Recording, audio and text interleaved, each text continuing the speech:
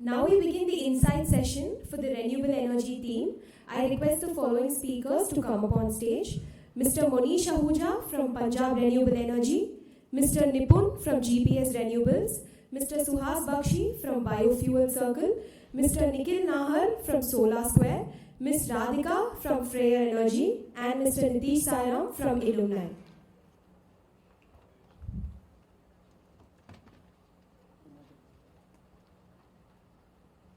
The insight session will be moderated by Mr. Narsaman Santanam.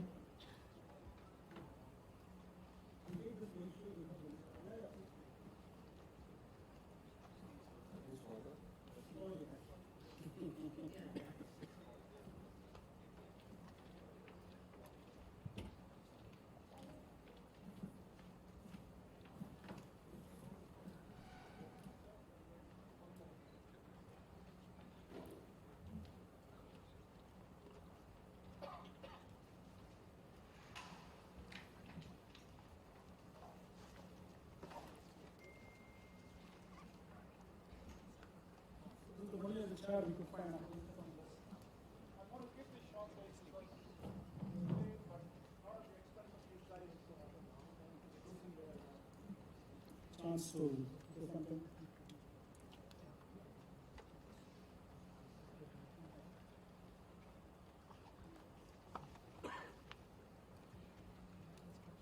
So when I get the mic for all these guys, let me say a few things about each of them and they can kick it off. I can probably speak from here, it's easier so that we don't waste time.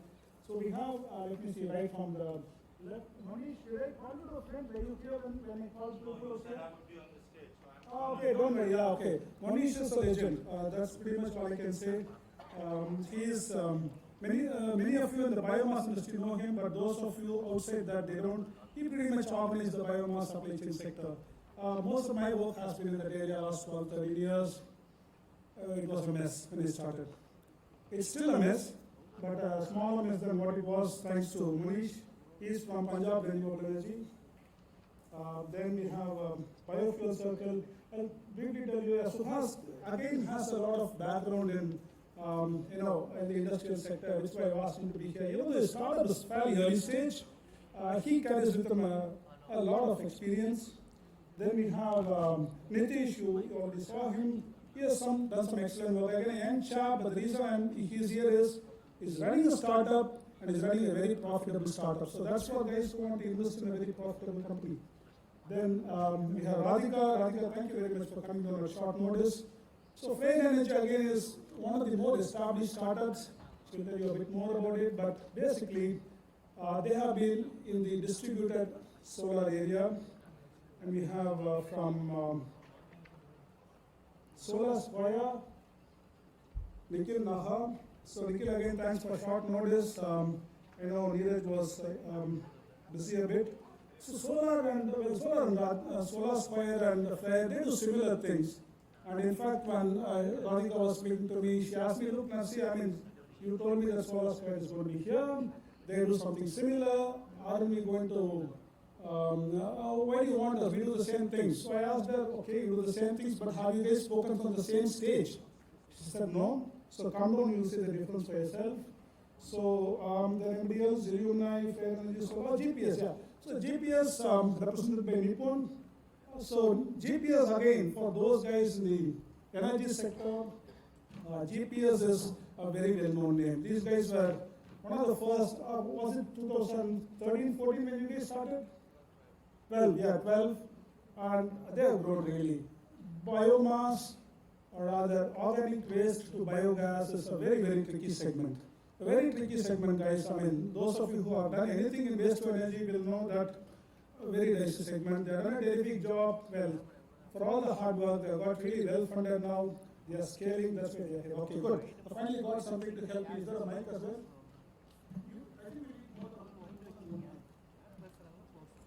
Good. Thank you. Finally, you're off. So, okay, sit here. The first session is on renewable energy. By the way, for those of you who haven't really sorted things out, we have 20 sessions.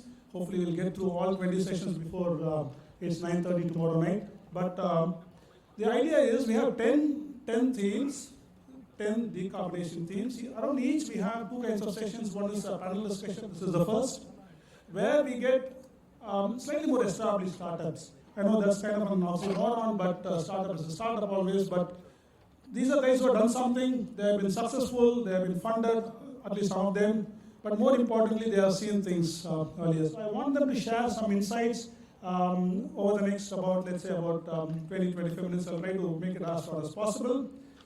So that the early stage startups who are here, I think it's still getting filled up, can take a lot from what these guys are doing. So I'm going to stop my stuff with that. I'm going to first kick it off by maybe giving each of these guys maybe 2 to 3 minutes.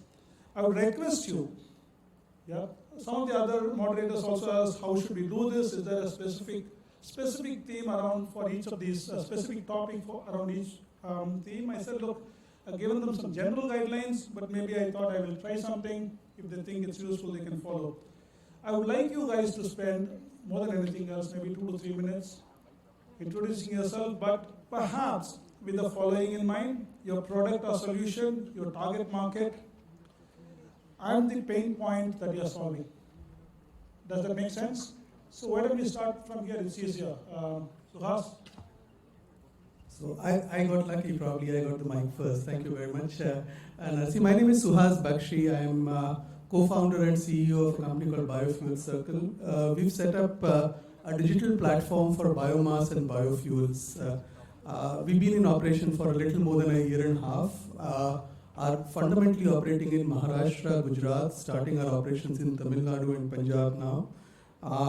The work that we are doing is essentially focusing on helping create a large organized supply chain for biomass, which is probably the oldest known source of energy as far as humanity is concerned. Why is it that we felt a digital intervention is required? Because unlike other forms of renewable energy, biomass touches lives of humans, lives of people, right from people who are agriculturists and farmers who have agricultural residue in their farms, to transport vehicles, to almost everybody who makes logistics possible for the technology companies, to the technology companies itself. So we felt that something like 700 million metric tons of biomass available in India, out of which 230 million metric tons goes waste every year, can take care of 17% of our energy needs, is going to be a phenomenal accelerator for helping us create clean energy within the country. How do we support this? And our solution to that was how do we help create an organized supply chain. We've taken cues from the way crude oil markets around the world have got created, coal markets around the world have got created, and all of them have created supply chains in which investments have happened that have ultimately helped technology companies at the end of the supply chain to make investments. So our focus is to create an organized supply chain, and our tool for that is a digital marketplace. Thank you very much.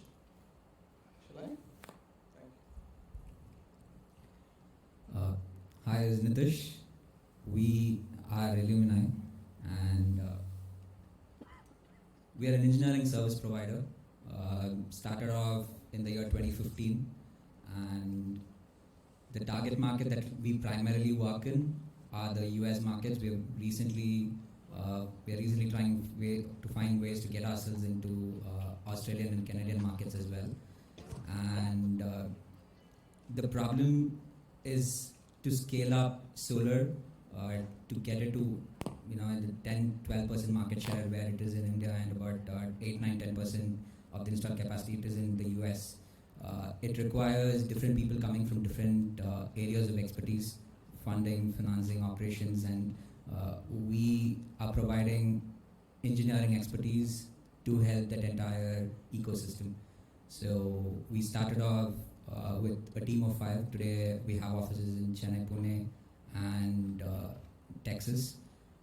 We are trying to find other spaces in the clean tech where we can provide engineering support and not just solar. So EV charging stations, batteries, and more recently we are trying to see how we can take up construction sector as well. we've taken up pretty significant projects for modeling the Williams and Hobby airports in Texas, and stadium projects, metro stations in Texas. So we are trying to provide engineering support for the clean tech space. That's who we are. And apart from power and construction, more recently we're trying to see how we can cater to the Indian market as well.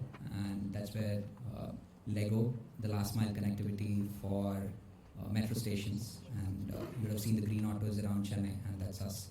So, yep, that's pretty much what we do as a company. Radhika? Good morning, everyone. I'm Radhika. I'm coming from Hyderabad. I'm a co-founder of a rooftop solar company called Fair Energy, and we are focused on providing solar for homes and small and medium-sized businesses. I feel that having spent more than 14 years in the renewable sector, there is this sector, especially the medium-sized and the residential sector, has been kind of ignored by most of the larger players, because the larger solar companies are focused on the 500 plus kilowatt sector, and also they operate on the OPEX model. We are looking at revolutionizing how a consumer across the country can own a solar system. So we've digitized the entire customer journey through our SunPro technology app. Today, we are proud to say that we've launched it through lockdown, through COVID, and we have about 10,000 downloads on the app every month.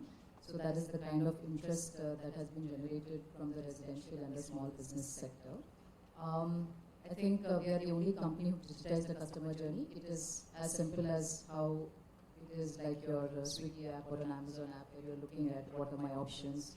If I install solar for my roof, what are the cost savings, and how much would how would the design look? So entire project report is sent through the app, and approval is received from that. And when the installation happens, also the notifications go to the customer through it, and they can also look at raising service tickets through that. So the whole fulfilling also happens through our technology platform called Fair Energy Platform, and we feel that this is the only sustainable way to grow in the retail sector. We have about 120 employees. We've raised a small round early last year. We had Schneider Electric, Total Energies, and C4D Capital. We had follow-on also from one of the previous investors in the round. So we have about 120 employees, present across 26 states in the country today. That's about Fair Energy. Hi, I'm Nipun. I'm heading sustainability for GPS Renewables. We are a bioenergy project developer, I can say so. We started in 2012, and when we started off, our primary idea was to make urban applications of waste to biogas financially viable. So we did that through a product called BioUrja. For a few years, it was BioUrja primarily, and afterwards we went to city-scale decarbonization, by setting up large bio-CNG plants. So the largest plant then in India for generating bio-CNG was set up in Indore. That was the EPC for that was done by GPS. That's been one of the flagship programs that we have, and yeah. So the journey has been great. The scale we have really been scaling up, and our whole plan is to get into more feedstocks, more kind of feedstocks, etc., and then to develop this further. We have funded Series B by New Fund, who are also here, and I think the New Fund coming in has been a tremendous boost for us. It has really added to the rigor at which we operate, and also it has really helped us focus a lot on our ESG policies. We have a structured policy set in place. So that's why I'm really looking forward to interacting with all of you here. Just as an aside, we also have a small marketplace that we're setting up called ClimeBridge for startups in climate. So the whole idea is to give a sales channel for startups with small products. So we have already set up the platform, and then we are looking at more products to be onboarded onto the platform. So I'm looking forward to talking to some of you in the coming 2 days. Thank you. Very good morning, everybody. My name is Nikhil Nahar. I'm a co-founder at Solar Square Energy. We are based out of Mumbai. We are a residential solar company, and we are trying to give full stack solution in terms of designing, installing, and also financing the solar rooftop projects for the homeowners. The problem statement that we're trying to solve is the trust and transparency issues that are there in the minds of our consumers. Because for our consumers, it's a 2 lakh rupee kind of an investment, which becomes a huge investment in his lifetime for a lower middle class or middle class families. And we're trying to induce transparency and trust through awareness and financing. That's what Solar Square is right now doing. We are simplifying solar. We are trying to make solar a plug and play kind of a solution and ensuring that IKEA-like installations, where in one day we can do the installation process hassle-free. That's what is our focus. Solar Square Energy was founded back in 2015. Our focus was more in B2B space. We did commercial industrial installations, bootstrapped to a 100 megawatt portfolio until 2020. And then we forayed into residential solar. We already have spanned our operations across 6 states in India and expanding. MP, Maharashtra, Bangalore, Telangana, Hyderabad, then Delhi and Gujarat. We are actively present and we are expanding ourselves. And that's also actually helping the consumers save certain percentage of up to 40% for certain slab is what the consumers can save, and that's also giving a little bit of a boost in terms of the consumers decision making. These are some of the drivers I would say.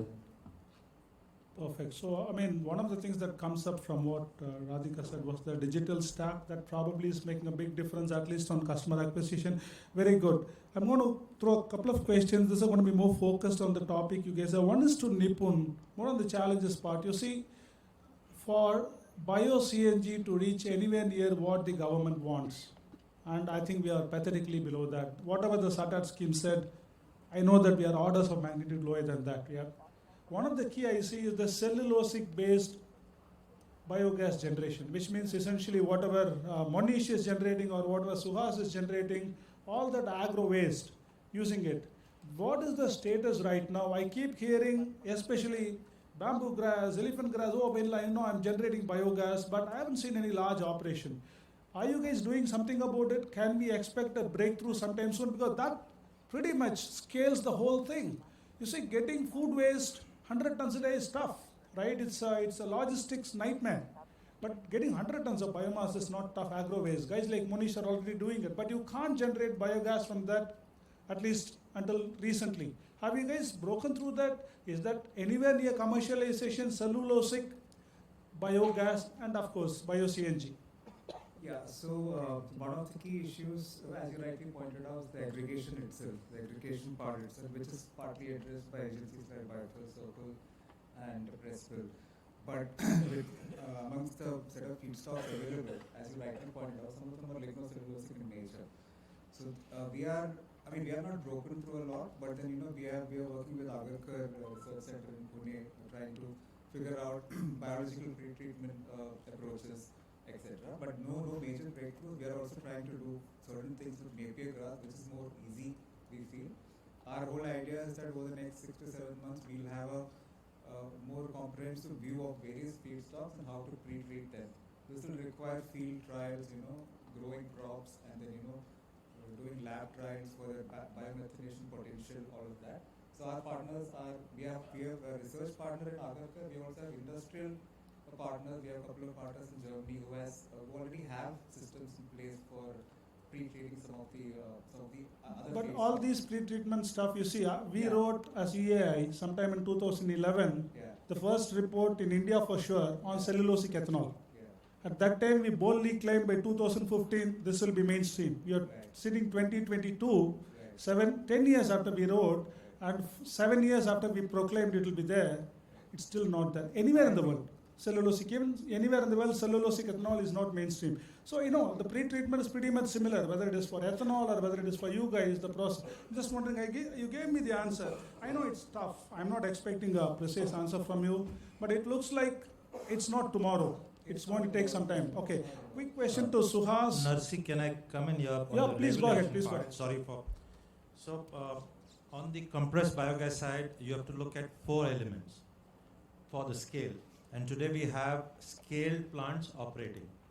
We have German technology Verbio, 30 tons of gas per day. Plant is already constructed. This is from cellulosic? This is from rice straw cellulosic. And there are many more technologies under construction, and in the next 3 to 6 months they would be operating. And these are again scaled, right from 5 tons per day gas output to 10 to 12 tons per day gas output. And these are all greenfield new plants. The problem statement still remains, and there are 4. One is the pricing of biomass. Availability is there. What's going to be the price? And the oil marketing companies have also developed their own technologies and put up the plants. They have done the tenders as well, and we are participants as well. However, at that price at which the tendered biomass is costing, the projects are not viable at the offtake price of the Satat scheme of Government of India. So that's one part. How do you start pricing a product? Because you are going to compete it with natural gas. The second is the technology itself. GPS is building plants, Verbio is building plants, Thermax is building plants, and many more technology proponents right from the world are in India today building plants. What is going to be the yield of the biomass conversion with that technology? The technology proponents are not able to sign off on the yield. And hence, how do you put a fix on the commercialization or the yield number? So that's on the gas side. You are going to have 3 more products which the market is yet not enabled. Carbon dioxide, which you are going to capture. Slurry, which comes out, which needs to get converted to solid biofertilizer and liquid fertilizer. There was a 1500 rupee per ton pricing from the fertilizer ministry on the solid fertilizer with specifications. This has been removed recently from the fertilizer control order. And hence now you're going to have tons and tons of daily output of slurry where you do not have a market to sell it or a mature market to sell it. So that's the second problem statement yet to be solved. And the third remains the pricing of all these 4 products. You could take CO2 to a commercial market, you'll find the pricing, but the balance 3, yet the pricing is not such that these projects would be commercially viable to give the basic IRR returns. And that's how I would view as the problem statement, and government is working on it. As recently as last Saturday, and on a Saturday, both Agri and Petroleum Secretary gave me 2 hours. So they want the solution to come. And I think where it is going to come is the development of the gas grid in India, the main gas pipelines, the trunk pipelines, and thereby this gas to now being put in the gas grid. Because the market yet for acceptability, even if you're giving 30 tons of gas per day, there's no consumption of 30 tons for gas per day for transportation sector, because that kind of vehicles are yet not on the road. So both need to develop together, and I think that's we need to work on the gas side. On the ethanol side, because you again mentioned, the first plant inaugurated by Prime Minister on 10th of August, World Biofuel Day, IOCL Panipat, was to come up in 2 years, came up in 5 years. The second plant, HPCL Bhatinda, was to come up in 2 years, 7 years down the line, it is still to come up in 2 years. Third plant, BPCL Bargarh, Orissa, again on rice straw, was to come up in 2 years, we have 5 years yet to come up. Fourth plant is based on bamboo in Numaligarh in Assam. It is under construction, was to get constructed in 2 years, 4 years time period. It's a private sector involvement. It is going to come up in the next 6 months. And the fifth one is based on Lanzatech technology to come up in MRPL in Davangere in Karnataka. Again on the drawing board since 5 years. Hopefully in the next 6 months to 1 year, it could be off the ground. So these are 5 different technologies of cellulosic biomass to ethanol happening in India. And globally, there are many more technologies and plants which are running commercially. In Brazil, we have E2G plants running. In Romania, we have E2G plants running. There are more in US which are getting constructed. They are paying the premium price for the E2G ethanol. And till date, in India, we have not announced a second generation E2G price. And that's where the problem statement is actually. What should be the price announcement? And a quick kind of a solution which I would like to suggest here, I have given that to government as well. Let's go the solar route.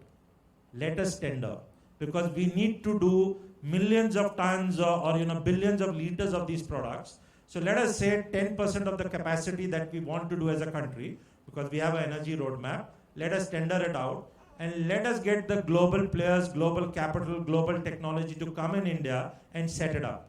And whatever the tender price, our commitment being we will buy. So we did that in the solar route. We bought at 14 rupees, we bought at 12 rupees, we bought at 10 rupees, and then we brought it down successive tenders to 2 rupees, 2 rupees 50 paisa. So if you go the same route on CBG, on ethanol and the other products, cookie cutter design plants would start coming up, and successive tenders, better financial innovation, better technology, better design, output products, thereby the cost will start coming down to what we as a country want to achieve. But if we want to achieve those prices first, it's going to be a tough challenge to reach there. Thanks. Thank you very much. It was like reading an encyclopedia. Is there anything in bioenergy that you don't know? Wonderful. Well, my colleagues are staring at me. I should have completed this session 7-8 minutes back. Still, I have a couple of quick questions for each of you guys. One is to Suhas. So, you and Monish, you are working in the same zone, kind of. He is catering to the big boys, and you are catering to the smaller guys. That's the way I understand it. So my question to you is, the big boys is the easier part, at least he has made it the easier part last 7-8 years, and they require maybe 100 tons, 200 tons a day. The small guy requires 5 tons a day. It's not very dissimilar or unsimilar to what the solar sector is facing, the commercial industrial segment versus the rooftop segment. Am I correct in assuming you are catering to the smaller segment, and are you having customer acquisition problems and all sorts of problems that are associated with both your the upstream supply chain and the downstream customers? Can you maybe you can just throw some light on how successful you have been in actually making this work? So I don't think the distinction that you draw, big and small boys, is probably accurate. What we are working on is to create an ecosystem where participation is incentivized, where participation becomes possible. So I'll give you an example. A farmer who torches biomass in the field, sometimes he torches it on account of the fact that awareness of what is he burning not there. Am I burning 20,000 rupees worth of biomass right now? He does not know. Sometimes opportunities do not exist. The solution to this is rural enterprise. What we are doing is we are creating digitally enabled rural enterprises in small towns and villages. We are giving, exactly like the solar solution that you guys have done, we're giving an app in the hands of farmer, making it easy for him, as easy as clicking a button, to say, here am I, here is my farm, and I have got 5 acres of land, I want to make biomass available on such and such date. So making sure that the ease is introduced in process of aggregation is the first step. The second and extremely important step is, whether you like it or not, the rural scene in India will always remain fragmented and small. Our land holdings are small. So, you will need to create an organization of supply chain in rural India which connects to the mechanisms and schemes of what the big industrial buyer wants. An IOCL wants to buy, a GPS Renewables wants to buy, an NTPC wants to buy. How do you connect these incongruent elements to each other? And I think that is where technology plays a big role. We keep on asking, what's the problem today? Price discovery is a problem. How do you provide ingredients which makes price discovery easy? Where are the supplies? Where is the demand? What's the cost of logistics? What's the cost of evacuation? What's the benchmark price of coal or oil that you have to quote against? A lot of this over a period of time creates maturity in the supply chain. So our aim is to create, build these blocks to create maturity over a period of time. In fact, Mauritius company is one of our customers. So we are, and this is a nascent sector right now. Technologies are being proven.